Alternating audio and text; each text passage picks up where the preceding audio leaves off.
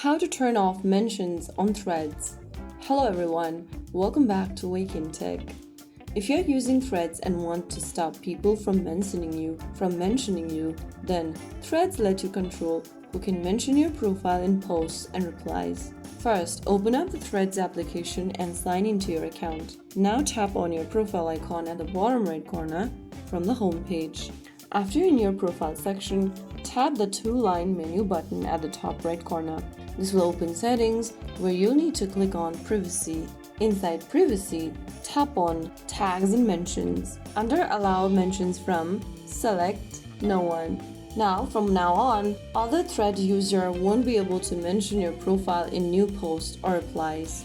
If you don't want to disable mentions completely, you can choose people you follow instead of everyone. So that is how you can easily turn off mentions on threads. You can now return to the mention setting at any time to change who can mention you. If you found the video helpful, don't forget to like, share, and subscribe to our channel. I will see you again in the next video. Stay tuned and thanks for watching.